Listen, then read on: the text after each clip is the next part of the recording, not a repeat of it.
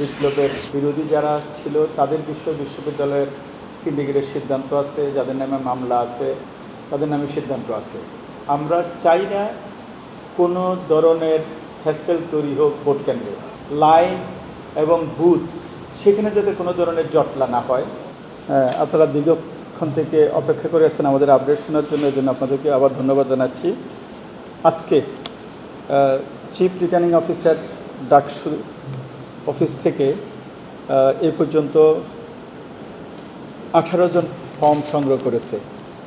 এর মাঝে ভিপি পদে 4 জন, জিএস এজিএস পদে 0 কেউ নেয় নাই, সম্পাদক পদে 3 জন নিয়েছে, সদস্য পদে 11 জন। তার মানে মোট আজকে 18 জন ডাকসুর চিফ রিটার্নিং অফিসারের অফিস থেকে মনোনয়নপত্র সংগ্রহ করেছে। আবার অন্যদিকে হল থেকে আজকে 23 জন ছাত্রছাত্রী বিভিন্ন হল থেকে মনোনয়নপত্র সংগ্রহ করেছে। তাহলে হল থেকে এই পর্যন্ত 91 জন মনোনয়নপত্র সংগ্রহ করেছে। আর আমরা যদি টোটাল বলি, আজ পর্যন্ত ডাকসুতে 61 জন মনোনয়নপত্র সংগ্রহ করেছে। একটা প্রশ্ন আমরা শুনছিলাম কতজন নারী শিক্ষার্থী ফর্ম সংগ্রহ করেছে। আমরা এই পর্যন্ত ডাকসু থেকে 6 জন ছাত্রী মনোনয়নপত্র সংগ্রহ করেছে। এর ভিতর ভিপি পদে 1 জন, এজিএস পদে 1 জন, স্বাস্থ্য সম্পাদক পদে 1 জন, গবেষণা সম্পাদক পদে 1 জন এবং সদস্য পদে 2 জন সহ মোট 6 জন ছাত্রী ডাকসু ইলেকশন করার জন্য মনোনয়নপত্র সংগ্রহ করেছে। এই হচ্ছে আজকের আমাদের আপডেট।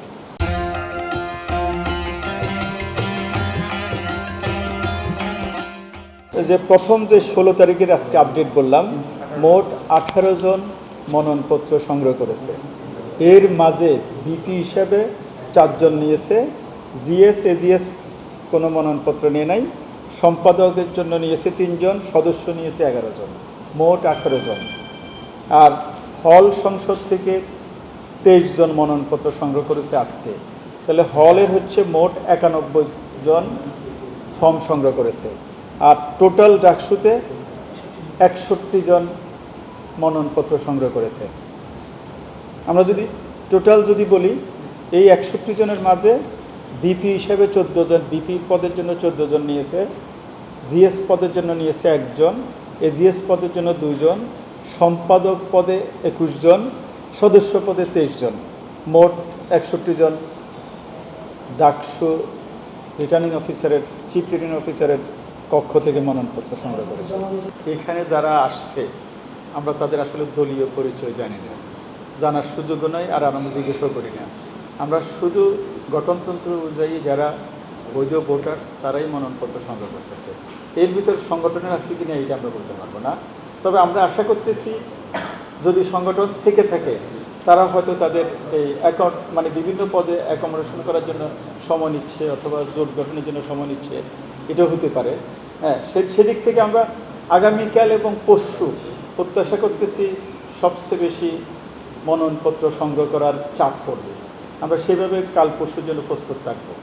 না, আমাদের কাছে আমরা তো শুরুতে ঘোষণা করেছি যে নিষিদ্ধ অথবা জুলাই বিপ্লবের বিরোধী যারা ছিল তাদের বিশ্ববিদ্যালয়ের সিন্ডিকেটের সিদ্ধান্ত আছে, যাদের নামে মামলা আছে তাদের নামে সিদ্ধান্ত আছে। আমরা যে তালিকাটা পেয়েছিলাম সেই তালিকা থেকে মনে করছি যে এখনও 2-1 জনকে আমরা আইডেন্টিফাই করতে পারি নাই। পরবর্তীতে যদি আইডেন্টিফাই করা যায় তাহলে ভোটের আগ পর্যন্ত তাদেরকে বাদ দেওয়ার ব্যবস্থা থাকবে। ঠিক আছে, এখন যে ছাত্রের বিষয় অভিযোগ আসছে, আমরা আমাদের ওই যে আপত্তি নিরসন কমিটি আছে আমরা সেখানে দিয়ে দিব। যদি সত্যি আপত্তি ভ্যালিড হয়, পক্ষে এভিডেন্স থাকে, তাহলে অবশ্যই দেখবে ওনারা। না, আমরা দিয়ে দিব এর ভিতরে, দিয়ে দেবো। আমরা তো সময় আছে তো আরও, আমরা জানাবো। আমরা তাদের যে অ্যাপ্লিকেশন দিয়েছে তো আমরা তাদের অ্যাপ্লিকেশনটা আমলে নিয়েছি, আমরা এজেন্ডা দিয়ে মিটিং ডেকেছি, আমরা আগামীকাল 5টায় আমরা মিটিংয়ের সিদ্ধান্ত হবে, আমরা প্রেসকে জানিয়ে দিব। আমরা চাই না কোনো ধরনের হ্যাসেল তৈরি হোক ভোট কেন্দ্রে, মানে ভোট কেন্দ্রগুলোকে যত সরলীকরণ করা যায়, লাইন এবং বুথ সেখানে যাতে কোনো ধরনের জটলা না হয়, আমরা চেষ্টা করব সেগুলোকে নিরসন করে প্রত্যেকটা ছাত্রছাত্রী যাতে আনন্দমুখর পরিবেশে ভোট দিতে পারে সে ব্যবস্থা আমরা করব।